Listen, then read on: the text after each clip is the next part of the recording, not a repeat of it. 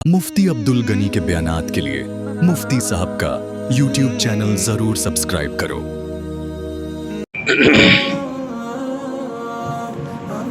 अल्हम्दुलिल्लाहि वहदा वस्सलातु वस्सलामु अला मन ला नबिय्य बअदा अम्मा बअद फअऊज़ु बिल्लाहि मिनश शैतानिर रजीम बिस्मिल्लाहिर रहमानिर रहीम या अय्युहन नबिय्यु इन्ना अर्सलनाका शाहिदन व मुबश्शिरा व नज़ीरा व दाइयन इलल्लाहि बिइज़निहि व सिराजन मुनीरा। वक़ाल नबी सल्लल्लाहु तआला अलैहि व आलिहि वसल्लम वक़ाल हस्सान खुलिक़्त मुबर्रअन मिन कुल्लि ऐब कअन्नका क़द खुलिक़्त कमा तशाअ। सदक़ल्लाहु व सदक़ रसूलुहुन नबियुल करीम व नहनु अला ज़ालिका लमिनश शाहिदीन वश्शाकिरीन वल्हम्दुलिल्लाहि रब्बिल आलमीन। बिरादरान इस्लाम, सामीन, दोस्तों, अल्लाह रब्बुल इज़्ज़त ने हमें रबीउल अव्वल का मुबारक महीना इस अपनी ज़िंदगी में अता फरमाया। 1447 हिजरी रबीउल अव्वल का महीना चल रहा है और आज 11 रबीउल अव्वल है और कल 12 रबीउल अव्वल और 12 रबीउल अव्वल इस कायनात के जो सरदार हैं, जिसका लक़ब शहंशाह है। शहंशाह उसको कहते हैं जो बादशाहों का भी बादशाह है। इस कायनात में किसी का भी लक़ब नहीं है। किसी इंसान को शहंशाह पुकारना नहीं चाहिए, क्योंकि इस कायनात का शहंशाह, बादशाहों का भी बादशाह, जिसको अल्लाह रब्बुल इज़्ज़त ने सय्यिदुल अंबिया का लक़ब दिया, उसकी पैदाइश। और गुज़श्ता जुम्मे में भी उसके पैदाइश के कुछ मामलात अर्ज़ किए थे कि हुज़ूर अनवर सल्लल्लाहु अलैहि वसल्लम की शान ऊंची है। उसके पैदाइश के बाद जो हुज़ूर सल्लल्लाहु अलैहि वसल्लम ने ज़िंदगी गुजारी, उस ज़िंदगी में इमामुल अंबिया सल्लल्लाहु अलैहि वसल्लम ने कभी भी शिरक नहीं किया, यकता परस्त रहे। शिरक किसको कहते हैं? अल्लाह की ज़ात या अल्लाह की सिफ़ात के साथ किसी को शरीक करना।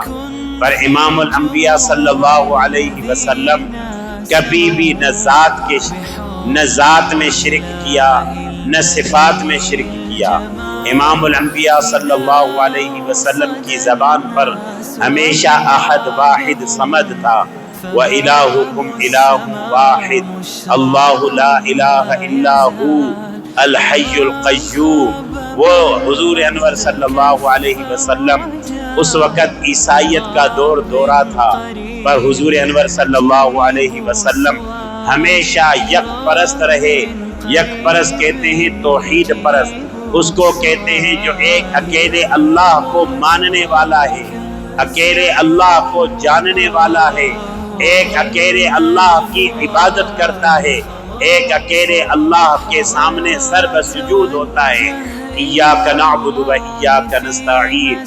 इमामुल अंबिया सल्लल्लाहु अलैहि वसल्लम के ऊपर जो कुरान नाजिल हुआ, उसमें जो सूरतुल फातिहा, उस सूरतुल फातिहा का जो पहली आयतें हैं, उसमें फरमाया इय्याका नअबुदु, हम आप ही की इबादत करते हैं। ए खुदा, ए अल्लाह, मैं सिर्फ आप ही की इबादत करता हूँ। व इय्याका नस्तईन, और हम आप ही से मदद मांगते हैं। हम किसी और से मदद नहीं मांगते। हमारा मदद, हमारा मुश्किल कुशा, हमारी हर हाजत पूरी करने वाला इस कायनात में कोई भी नहीं है। हमारा मुश्किल कुशा, हमारे जितने भी मामलात को हल करने वाला सिर्फ अकेले एक अल्लाह है, अल्लाह के अलावा और कोई नहीं। ये इमामुल अंबिया सल्लल्लाहु अलैहि वसल्लम की दावत भी थी। और हुजूर अनवर सल्लल्लाहु अलैहि वसल्लम नबूवत से पहले हर एक को यही बात कहते थे। कोई अगर कहे कि ये बुत खाना काबा में रखे हुए हैं, ये 360 बुत جس کی جو ہے آپ کے آبا و اجداد عبادت کرتے ہیں، آپ کے آبا و اجداد اس کو پوچھتے ہیں، تو حضور انور صلی اللہ علیہ وسلم فرماتے تھے کہ میں اپنے آبا و اجداد کے دین کی پرچار نہیں کروں گا، میں تو ایک اکیلے اللہ کی پرچار کروں گا، میں اکیلے ایک اللہ کی عبادت کروں گا۔ تو سب سے بڑی خوبی نبیوں میں یہ ہوتی ہے کہ ان کی ذات اور اپنے ذاتی معاملات میں اور اسی طرح اللہ کی صفات، اس کسی چیز میں بھی وہ شرک نہیں کرتے، کیونکہ اللہ رب العزت نے فرمایا ان اللہ لا یغفر ان یشرک بہ ویغفر ما دون ذلک لمن یشاء، بے شک اللہ پاک معاف نہیں کرتے جو اللہ کی ذات اور یا صفات میں شرک کرے، وَيَغْفِرُ مَا دُونَ ذَلِكَ لِمَن يَشَاءُ، اس کے علاوہ اللہ جس کو چاہے معاف کر دیتے، جس کو چاہے اللہ پاک معافی کا سرٹیفکیٹ عطا فرما دے، پر مشرک کو اور جو جان بوجھ کر قتل کرنے والا ہے، جو کسی کے قتل کے میں ملوث ہے، اس کو اللہ کبھی معاف نہیں کرتا۔ تو امام الانبیاء کی سب سے بڑی یہ خوبی تھی۔ اس کے بعد نبوت ملنے سے پہلے غم خار تھے، لوگوں کے غم دور کرتے تھے، اور آج ہم اپنا ماحول دیکھیں، لوگ غم دینے کے پیچھے ہیں، لوگ تکلیفیں دینے کے پیچھے ہیں، لوگ حسد اور سار کرتے ہیں، اور لوگ ایک دوسرے کو تکلیفیں دیکھ کے خوش ہوتے ہیں، سمجھتے ہیں ہم بہت بڑا کام کریں۔ امام الانبیاء غم خار تھے۔ غم خار کا مطلب غموں کو حل کرنے والے کے، کہ کسی کی غم، کسی کی پریشانی وہ ہمارے ذریعے سے دور ہو جائے، کسی کو پریشان نہیں کرتے تھے، کسی کو غمزدہ نہیں کرتے تھے، اور اس کے ساتھ غم خار کے ساتھ حضور انور صلی اللہ علیہ وسلم مددگار تھے، ہر انسان کی للہ فی اللہ مدد کرتے تھے، چاہے کوئی مخالف ہے اس کی بھی مدد کرتے تھے۔ اسی طرح حضور کے اخلاق ایسے تھے، کوئی مخالف ہے اس کے بھی کام آتے تھے۔ ایک دفعہ ایک مشرک آیا، یہودی آیا، اور حضور انور صلی اللہ علیہ وسلم کی خدمت میں آ کے بیٹھا۔ امام الانبیاء نے اپنی چادر مبارک اس کے نیچے بچھائی، وہ اس چادر پر بیٹھا، اور اس کے بعد حضور نے اس کی خاطر تواضع کی، حضور انور صلی اللہ علیہ وسلم نے اس کی عزت احترام کیا۔ اس کے بعد جب وہ گیا تو اماں عائشہ صدیقہ رضی اللہ تعالی عنہا، جو حضور صلی اللہ علیہ وسلم کی بیوی تھی اور سب معاملات پر غور کرتی تھی اور غور سے وہ معاملات حل کرتی تھی، انہوں نے پوچھا کہ اے اللہ کے رسول، یہ تو وہ شخص تھا جو آپ کو برا کہتا تھا، یہ تو وہ شخص تھا جو آپ کو گالیاں دیتا تھا، یہ تو وہ شخص تھا جو آپ کی پیٹھ پیچھے جگہ جگہ جو ہے برائیاں کرتا تھا۔ امام الانبیاء صلی اللہ علیہ وسلم، آپ نے ان کے لیے اتنا اکرام کیا، اپنی چادر ان کے نیچے بچھائی، فرمایا کہ انما بعثت لاتمم مکارم الاخلاق، مجھے بھیجا گیا ہے میں اچھے اخلاق کو پورا کروں۔ تو جو دشمن ہوتے تھے اس کے لیے بھی رحمت والے ہوتے، اور بیواؤں کی، یتیموں کی للہ فی اللہ مدد کرتے تھے کہ ان بیواؤں کا ہمارے ذریعے سے کام ہو۔ قرآن پاک میں فرمایا وَأَمَّا الْيَتِيمَ فَلَا تَقْهَرْ وَأَمَّا السَّائِلَ فَلَا تَنْهَرْ۔ حضور انور صلی اللہ علیہ وسلم کی صفات بیان کی کہ آپ کبھی سائل کو روکتے نہیں تھے، ٹوکتے نہیں تھے، کوئی بھی سائل آ جاتا تھا اس کا سوال پورا کرتے تھے، اور آپ خود یتیم تھے پر یتیموں کے لیے فآوا، آپ ماوا ملجا مسکن تھے، مانا یتیموں کو حضور انور صلی اللہ علیہ وسلم ٹھکانہ پیش کرتے تھے، ان کے مددگار ہوتے تھے۔ تو ہمارے اور آپ کے لیے نبوت سے پہلے کے حالات ہیں۔ اسی طریقے سے خانہ کعبہ کی تعمیر ہوئی، پھر دوبارہ سیلاب آیا، سیلاب میں ڈوب گیا اور وہ دیواریں دوبارہ گر گئی، دوبارہ اس خانہ کعبہ کی تعمیر ہو۔ اس کے بعد حجر اسود، جو حضرت ابراہیم علیہ السلام جنت کا پتھر تھا، اب حجر اسود ہر قبیلہ یہ کہے کہ میں لگاؤں گا، میں اس کو رکھوں گا، یہ جنت کا پتھر ہے، یہ اعزاز میرے قبیلے کو ملنا چاہیے۔ پر اس وقت کے اندر حضور انور صلی اللہ علیہ وسلم کیونکہ نبی نہیں بنے تھے، نبوت 40 سال بعد ملی تھی، پر جتنے بھی حجاز مقدس کے لوگ تھے، مکہ مکرمہ کے لوگ تھے، وہ امام الانبیاء پر متفق ہوتے تھے۔ امام الانبیاء صلی اللہ علیہ وسلم کے پاس یہ جرگہ، یہ معاملہ، یہ فیصلہ آیا کہ اس کا کیا کریں۔ سارے کے سارے قبیلے ایک دوسرے کے دشمن بن گئے صرف ایک پتھر لگانے پر۔ ہر قبیلہ یہ کہتا ہے کہ میں پتھر لگاؤں حجر اسود، میں وہاں پر نصب کروں۔ اب آپ بتائیں، آپ اس کا حل کریں۔ سب قبیلوں کے سردار حضور کے پاس آئے۔ اللہ رب العزت نے کیونکہ دنیا بنانے سے پہلے امام الانبیاء کو نبی بنایا، تو جس کی وجہ سے پھر کیا تھا، حضور انور صلی اللہ علیہ وسلم نے فیصلہ کیا کیا کہ جتنے بھی اس وقت کے سردار ہیں وہ سب کے سب سردار جمع ہو جائیں۔ سب سردار جمع ہو گئے۔ حضور صلی اللہ علیہ وسلم نے اپنی چادر مبارک بچھائی اور حجر اسود اس پر رکھا، اور جتنے سردار تھے کہا کہ سب اس کا چادر کو پکڑیں، مانا سب کے سب اس میں شامل ہو گئے کہ کوئی یہ نہ کہے کہ میں نے نہیں لگایا۔ چادر کو سب نے پکڑا، سب قبیلوں کے سرداروں نے پکڑ کر اس کے بعد حجر اسود کو اس جگہ پر لگا دیا، حجر اسود کو اس پر لگا دیا۔ سب کے سب قبیلوں نے خوشی کا اظہار کیا، کیونکہ حضور انور صلی اللہ علیہ وسلم سب کے لیے رحمت تھے۔ حضور انور صلی اللہ علیہ وسلم سب کے لیے شفا تھے۔ حضور انور صلی اللہ علیہ وسلم سب کے لیے کامیابی لے کر آئے تھے۔ اس وقت کے اس دور کے اندر مجوسی بھی رہتے تھے۔ مجوسی کہتے ہیں جو آگ کو پوجتے تھے۔ اس دور کے اندر سورج کی پوجا کرنے والے بھی تھے۔ اس دور میں عیسیٰ علیہ السلام، کیونکہ ان کی نبوت ختم ہو گئی تھی، عیسیٰ علیہ السلام کے دور کے بھی لوگ تھے، اور اسی طرح یہودی جو بنی اسرائیل کو ماننے والے تھے وہ بھی تھے۔ ہر قسم کے کوئی کاہن بھی تھا، پر حضور انور صلی اللہ علیہ وسلم پر سب متفق۔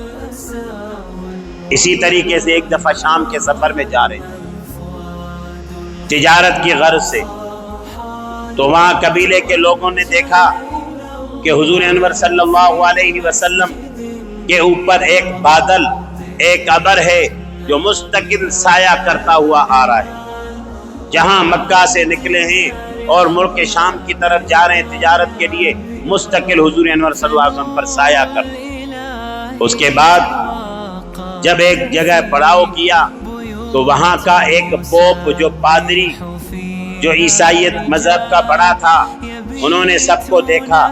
دیکھ کر امام الانبیاء کی طرف نظریں بڑھائی، اور اس وقت حضور انور صلی اللہ علیہ وسلم نوجوانی کی عمر میں تھے۔ نبوت 40 سال بعد ملی۔ دیکھتے دیکھتے کہنے لگے یہ کون ہے؟ کہنے لگے یہ یتیم ہے، عبداللہ کا بیٹا۔ کہنے لگے عبداللہ کون؟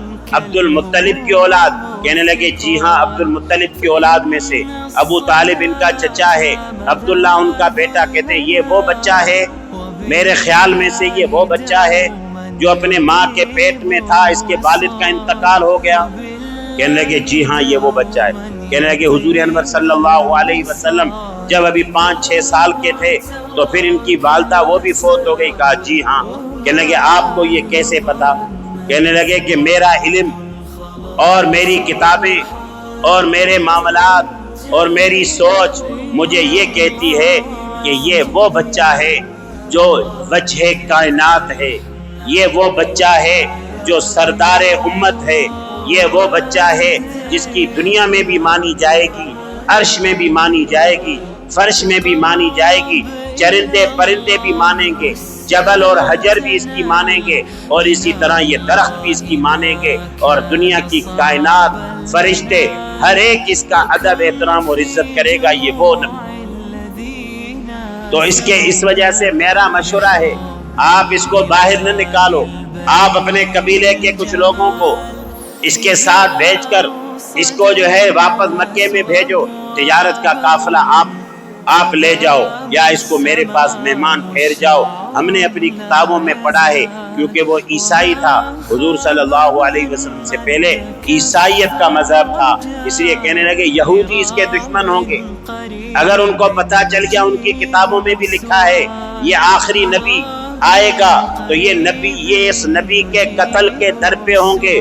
ایسے نہ ہو کہ آگے کوئی ایسا آدمی ملے اور اس نبی کو کوئی تکلیف پہنچائے۔ یہ آخری نبی ہے اور اس کے ضرور جو ہے اس کی کمر پر کچھ نہ کچھ مہر لگی ہوئی ہوگی۔ ہماری کتابوں میں حضور انور صلی اللہ علیہ وسلم کے کندھے دونوں جو ہے نا کندھوں مبارک کے بیچ میں مہر نبوت لگی ہوئی تھی، خاتم النبی کی مہر لگی ہوئی تھی۔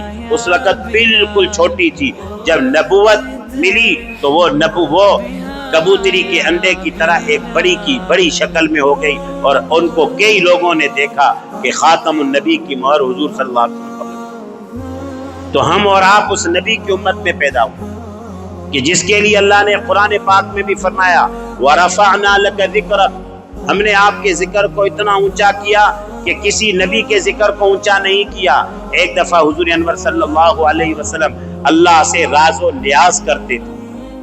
آج ہم اللہ سے راز و نیاز ہم نے چھوڑ دیا۔ آج ہم لوگوں سے راز و نیاز کرتے ہیں، لوگوں کو احوال بتاتے ہیں۔ لوگ کیا کرتے ہیں؟ احوال پر ہنستے ہیں، اور اگر آپ نے کوئی احوال بتایا تو وہ اس پر ہنسیں گے، اور اگر آپ کو کوئی تکلیف ہوگی تو وہ خوش ہوں گے، سامنے آپ کو کہیں گے ہاں آج ہم لوگ نہیں، اللہ کو جو احوال بتاتا ہے، احوال دل کے اللہ کو جو بتاتا ہے، تو اللہ پاک اس کے ہر درد کا مداوا بن جاتے ہیں، ہر تکلیف اس کی دور کرتے ہیں، اور ہر پریشانی اللہ اس کی دور کرتے ہیں، کیونکہ اللہ نے قرآن پاک میں فرمایا وَنَحْنُ أَقْرَبُ إِلَيْهِ مِنْ حَبْلِ الْوَرِيدِ، اَيْنَمَا فَأَيْنَمَا تَكُونُوا، جہاں بھی تم چلے جاؤ مجھے ادھر پاؤ گے، جدھر بھی جاؤ گے میں اللہ موجود ہوں، میں تیری شاہ رگ سے بھی زیادہ موجود ہوں۔ تجھے غم ہو، تجھے ہم ہو، تجھے پریشانی ہو، تجھے حاجت ہو، تجھے کوئی بھی معاملہ ہو، تو اللہ سے معاملہ ذکر۔ تو امام الانبیاء بیٹھے تھے، بیٹھے بیٹھے رب سے راز و نیاز کرنے لگے۔ وَسَخَّرْنَا لِسُلَيْمَانَ الرِّيَاحَ أَلِنْتَ لِدَاوُودَ الْحَدِيدَ، اے اللہ تو نے داؤد علیہ السلام کے ہاتھ پر لوہے کو نرم کیا، سلیمان علیہ السلام کے لیے تو نے ساری ہوائیں، چرند پرند سارے تابع کر دیے، اور اسی طرح موسیٰ کلیم اللہ، موسیٰ کو تو نے کلیم بنایا، اور اسی طرح عیسیٰ روح اللہ، عیسیٰ کو تو نے اپنی روح قرار دیا، اور ابراہیم خلیل اللہ، ابراہیم کو آپ نے اپنا خلیل بنایا۔ فَمَاذَا جَعَلْتَ لِي، فَمَاذَا جَعَلْتَ لِي، میرے لیے کیا کیا؟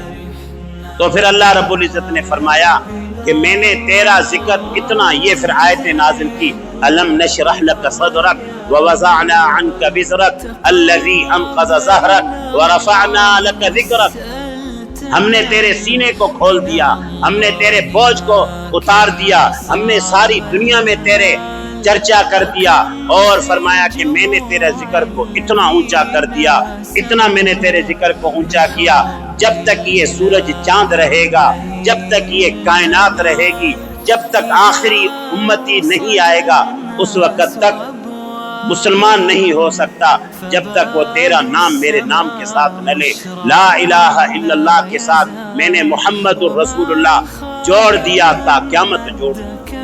فماذا جعلت لي کا جواب دے کہ میں نے تیرے نام کو، اے نبی تو پریشان نہ ہو، میں نے تیرے نام کو قیامت تک اپنے نام کے ساتھ جوڑ دیا۔ تو یہ حضور کا اعزاز۔ اب میں یہ عرض کرتا ہوں کہ 12 ربیع الاول کل کا دن ہے، بڑا دن ہے، امام الانبیاء کی پیدائش ہے۔ ہم اس میں عہد کریں، تجدید کریں کہ ہم دین کے بغیر زندگی نہیں گزاریں گے۔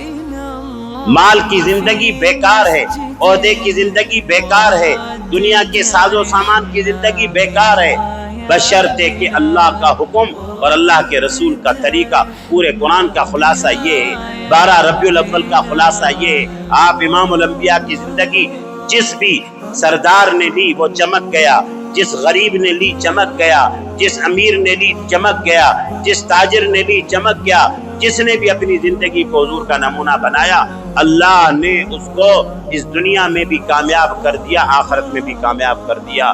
ہم اپنا آئیڈیل کسی کو نہ بنائیں۔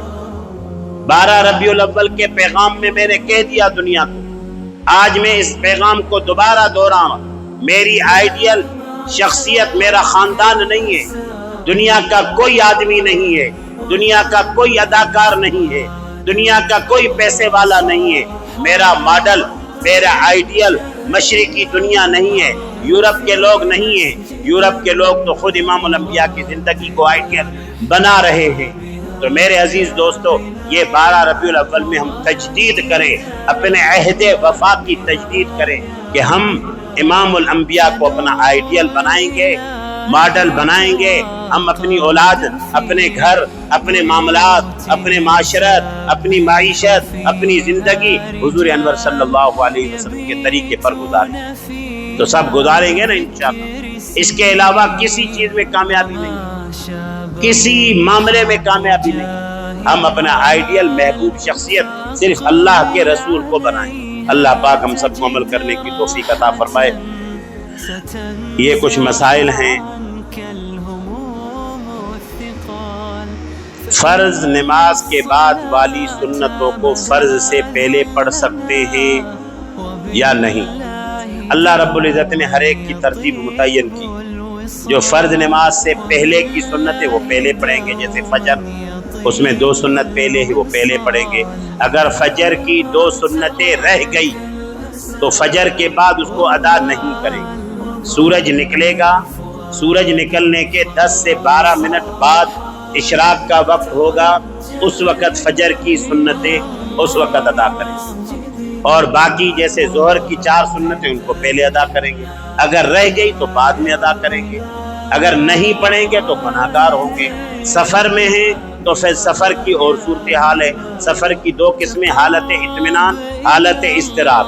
حالت اطمینان کیا؟ اپنی سواری ہے، ٹھہرے ہوئے ہیں، کوئی چنتا نہیں، کوئی پریشانی نہیں، کوئی تکلیف نہیں، تو وہاں فرض 2 پڑھیں گے جہاں 4 فرض ہیں، باقی سنتیں ہم پوری پڑھیں گے۔ اور حالت اضطراب، سامنے گاڑی کھڑی ہے، ریل گاڑی ہے، جہاز ہے، اسی طریقے سے عوامی سواری ہے، میری وجہ سے دوسروں کو تکلیف ہوگی تو وہاں 2 فرض پڑھ کے جلدی سے سوار ہو جائیں، وہ آپ کو سنتوں کا ثواب ملے گا۔ تو لہذا اپنے وقت پر ان کو پڑھیں گے، وقت کے وقت سے ہٹ کر اس کو نہیں پڑھیں۔ نمبر 2، پردے کا حکم کیا ہے؟ پردہ قرآن پاک میں اللہ نے فرمایا، یا ایھا النبی قل لازواجک و بناتک، اے نبی صلی اللہ علیہ وسلم آپ اپنی ازواج کو، آپ اپنی بیٹیوں کو، سب کو کہیں کہ پردہ کریں۔ امام الانبیاء خود، ان کی نظر پاک، دل پاک، زبان پاک، جسم کا ہر عضو پاک تھا، اس کے باوجود امام الانبیاء صلی اللہ علیہ وسلم پردہ لگاتے تھے، جیسے آج کل ہمارے دینی ماحول میں بھی کہ پردہ فرض ہے۔ جن سے میرا نکاح ہو سکتا ہے ان سب سے میرا پردہ ہے، جن سے بھی ہو سکتا ہے۔ باقی جن سے میرا نکاح نہیں ہو سکتا وہ قرآن پاک کے 4 پارے میں ذکر کر دیا، ان سے پردہ کرنا فرض ہے۔ اگر نہیں کریں گے تو یہ اللہ کے حکم کو توڑیں گے اور اس کے خرافات سامنے آتے ہیں، اللہ کی ناراضگی کو لیں گے۔ تو اس لیے پردہ فرض ہے، قرآن کا حکم ہے، اس میں کوئی کمپرومائز نہیں ہے۔ گزشتہ دفعہ بھی اس بات کی وضاحت کی تھی کہ رابعہ بصریہ جو بہت نیک اللہ والی 24 گھنٹے مصلے سے اٹھتی نہیں تھی سوائے بشری ضرورت کے، اور اسی طرح جنید بغدادی رحمت اللہ علیہ اتنے بڑے اللہ والے تھے کہ نماز پڑھتے تھے تو فرشتے نظر آتے تھے، فرشتے سامنے سے گزر جاتے تھے، فرشتے آ کے ان کے پاس بیٹھ جاتے تھے۔ اگر یہ آ کے جنید بغدادی اور رابعہ بصریہ خانہ کعبہ کے سامنے قرآن پڑھیں، قرآن پڑھائیں، تب بھی حرام اور ناجائز ہے۔ کسی کے لیے بھی یہ جائز نہیں، اللہ کے نبی کے لیے جائز نہیں تھا۔ اللہ کے نبی عورتوں سے بیت لیتے تھے، پردہ ہوتا، نہ وہ ان کو دیکھیں نہ یہ ان کو دیکھیں۔ قرآن کا حکم ہے، اس لیے ہم نے پردہ کرنا ہے، پردہ یہ رب کا حکم ہے۔ شرٹ پر جاندار کی تصویر ہو تو نماز ہو جائے گی؟ بالکل بھی نہیں ہوگی۔ جاندار تصویر کے حکم میں، جاندار اس کو کہتے ہیں جس میں اس کی آنکھیں نظر آئیں، اس کے کان نظر آئیں، اسی طرح اس کا منہ پورا نظر آئے۔ ہاں اگر منہ اس کا پورا نظر نہیں آتا تو وہ جاندار کے حکم میں نہیں ہے، آنکھیں نہیں ہے، کان اسی طرح منہ نہیں ہے تو یہ جاندار کے حکم میں نہیں ہے۔ عورتوں کا دوسرے مردوں سے مہندی لگوانا کیسا ہے؟ آج کل یہ نیا فیشن نکل پڑا ہے، عورتیں مردوں سے مہندی لگوا رہی ہیں، سبحان اللہ، حرام ہے یہ۔ مہندی عورت کو لگا سکتی ہے، اور وہ بھی ہاتھوں تک، پورے بازو پر مہندی لگانا اور اسی طرح رانوں تک مہندی لگانا، یہ کفر کا طریقہ ہے، امام الانبیاء کا طریقہ نہیں ہے، یہ قرآن اور حدیث کے خلاف ہے۔ عورت کو مہندی لگائے، بلکہ تقوی یہ ہے کہ وہ عورت جو باہر پردہ نہیں کرتی آپ کے گھر میں آ رہی ہے تو آپ کی عورتوں کو چاہیے کہ اس عورت سے بھی پردہ کرو، کیونکہ وہ مردوں کے حکم میں آ گئی۔ اسی طرح کتنی ڈاکٹریں ہیں، نرسیں ہیں، کتنی ٹیچریں باہر پردہ نہیں کرتی، اگر آپ کے گھر میں وہ آ گئی آپ ان سے پردہ کرو۔ تقوی یہ، کیونکہ وہ باہر مردوں کے حکم میں آ گئی، تو اس لیے عورت سے مہندی لگوانا یہ تو جائز ہے۔ باقی مردوں سے، عورت کا مردوں سے مہندی لگانا یہ حرام ہے۔ جتنا حرام پر جائیں گے اتنا زندگی برباد ہوگی، پریشان ہوگی، تباہ ہوگی، چاہے دنیا کی ساری چیزیں ہیں۔ آج ہمارے دماغ کے خول میں یہ بات آ گئی ہے، کہتے ہیں کہ بھائی پیسے سے ہوگا، خدا کی قسم پیسے سے نہیں ہوگا، پیسے والے زیادہ پریشان، پیسے والوں کے زیادہ مسئلے مسائل ہیں۔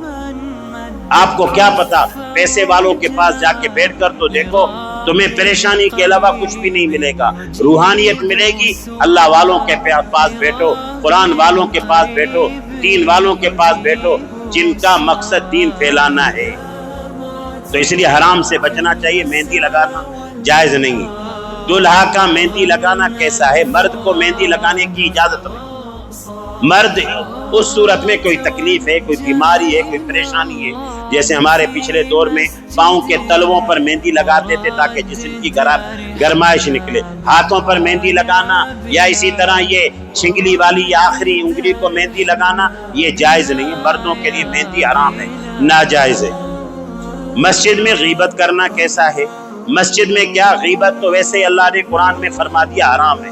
غیبت ایسے ہے، غیبت کہتے ہیں گلا کو، گلا اس چیز کو کہ کسی کے عیب کو، کسی کی برائی کو دوسری مجلس میں ذکر کرنا جس سے اس کو پریشانی ہو یا تکلیف ہو، اس کو غیبت کرتے ہیں۔ مسجد میں اگر غیبت کرے گا تو 70 گنا زیادہ اس کو گناہ ملے گا۔ باقی اگر ویسے غیبت عام بھی کرے گا تو اس میں کیا ہوگا؟ اس کی روزی تنگ ہوگی، اس کے منہ میں اللہ بدبو پیدا کر دے گا اور اسی کے معاملات خراب کر دے گا۔ اس لیے غیبت قرآن میں فرما دیا کہ اَيُحِبُّ أَحَدُكُمْ أَن يَأْكُلَ لَحْمَ أَخِيهِ مَيْتًا فَكَرِهْتُمُوهُ، کیا تو یہ بات پسند کرتا ہے کہ اپنے مردار بھائی کا گوشت کھائے؟ تو غیبت ایسے ہے جیسے اپنے مردار بھائی کا تم نے گوشت کھایا، اس لیے غیبت حرام ہے۔ اور الغیبت اشد من الزنا، حدیث کے اندر بھی فرمایا غیبت زنا سے بھی بدتر ہے۔ آج ہم مجلسوں میں بیٹھتے ہیں، صرف ہمارے پاس کیا ہے؟ تذکرے، اس کی بات، اس کی بات، اس کی بات، اس کی بات، یہ غیبت میں ہی شمار ہے۔ اللہ ہم سب کو اس سے بچائے۔ مرشد کی قبر پر جھکنا کیسا ہے؟ جھکنا، مرشد تو دور کی بات ہے، والدین کا مقام اس کائنات میں سب سے بڑا ہے۔ اولاد کے لیے والدین کا مقام، عورت کے لیے شوہر کا مقام، یہ سب سے بڑا ہے۔ عورت کے اوپر والدین کا ادب عزت اتنا نہیں ہے جتنا اپنے شوہر کا ہے۔ اسی طرح شوہر کو جھکنا بھی حرام ہے اور والدین کو جھکنا بھی حرام ہے۔ مرشد تو آخری درجے کی بات ہے، تو اس لیے مرشد کی قبر پر جھکنا یا ویسے کسی بڑے کو ایسے جھک کر ملنا یہ شرک میں شامل ہو جاتا ہے۔ جھکنا صرف اللہ کے لیے، ہاں ادب تعظیم ہے، ادب تعظیم کے جو شرعی طریقے ہیں، مل کر دونوں ہاتھ یوں بھی ہاتھ بھی نہیں، یوں بھی نہیں، یہ بھی ہندوؤں کا طریقہ ہے، دونوں ہاتھ ایسے کرنا یہ مسلمانوں کا طریقہ نہیں ہے۔ کسی صحابی سے یہ بات ثابت نہیں ہے، ہاں یہ ہے کہ میں دل و جان سے حاضر ہوں، یہ اللہ کے رسول سے بھی ثابت ہے، یہ صحابہ سے بھی ثابت ہے کہ مانا دونوں ہاتھ سینے پر رکھ کر یہ کہنا کہ جی ہم حاضر ہیں، اللہ مانا اس طرح کہ آپ کو اللہ ہمیشہ خوش رکھے، مطلب کہ ہمارا جسم بھی آپ پر قربان۔ باقی یہ جھکنا والدین کو یا استاد کو یا مرشد کو یا اس کو پاؤں چومنا یا اس کی جو ہے نا گاڑی کو چومنا یا کسی اور چیز کو، یہ شرک ہے اور یہ بالکل ناجائز حرام ہے، اس سے بچنا چاہیے۔ میت کا خواب میں آنا کیسا ہے؟ اس کی کئی وجوہات، اس میں یہ بڑا لمبا سوال ہے کہ خواب کس نے دیکھا، آیا نمازی ہے غیر نمازی ہے، پاکی کی حالت माना पाकी नापाकी का वो करता है नहीं करता, और आगे जो मैयत ख्वाब में आई है वो किस हिसाब में आई है, क्या कह रही है। इसलिए मैयत का ख्वाब में आना कई इसके तरीके, इसका फिर कभी जवाब दे दे। गो खाना हलाल है या हराम? इमाम शाफी रहमतुल्लाह अलैह के नज़दीक हलाल है, और हम हनफियों के नज़दीक गो खाना हराम है, नाजायज़ है। मैयत पर चीखना, रोना, पीटना, मारना, ये सब अल्लाह के नबी ने सख्ती से मना किया, ये हराम है, ये नाजायज़ है। इस तरह जो है ना, यानी पीटना, चिल्लाना, चलाना, मतलब है कि रज़ा बिल क़ज़ा नहीं है। अल्लाह ने फरमाया कि हर एक को ज़िंदगी मैंने दी, हालात उसके मैंने बनाए, मैंने ही अपने पास ले लिए। कुरान में साफ फरमा दिया, अल्लज़ीना इज़ा असाबतहुम मुसीबा, जब भी किसी को कोई मुसीबत पेश आए, इन्ना लिल्लाहि व इन्ना इलैहि राजिऊन। इसका मतलब ये कि अल्लाह तूने दी थी और तूने ही वापस ले ली। इसलिए हम सब का दुनिया में हर चीज़ का यही हाल है। इसलिए रोना, पीटना, चिल्लाना, हाँ आँखों में आंसू आए, ये इंसानी एक फितरत है, दुख होता है। बाकी रोना और अपने आप को मारना और पीटना और सीना पीटना और ज़ोर ज़ोर से चिल्लाना, ये सख्ती से मना है। बल्कि यहाँ तक फरमाया कि हर आदमी अपने मातहतों को वसीयत करे कि मेरे बाद रोना नहीं, अपनी औलाद को, घर वालों को ये चीखना नहीं, चिल्लाना नहीं। चीखोगे, चिल्लाओगे, मैयत को अजाब होगा। तो ये वसीयत करना, वसीयत के बाद अगर चीखते चिल्लाते तो फिर मैयत को अजाब नहीं होगा, क्योंकि उसने वसीयत में लिखा है कि कोई न चीखे न चिल्लाए, रब की रजा पर राजी रहे। शादी में गाना चला, गाना तो वैसे ही हराम है। जो दुनिया में गाने सुनेगा, मौसीकी सुनेगा, फरमाया हदीस के अंदर क़यामत के दिन सीसा, जिसको तांबा कहते हैं, तांबा पिघलाकर उसके कानों में डाल दिया जाए।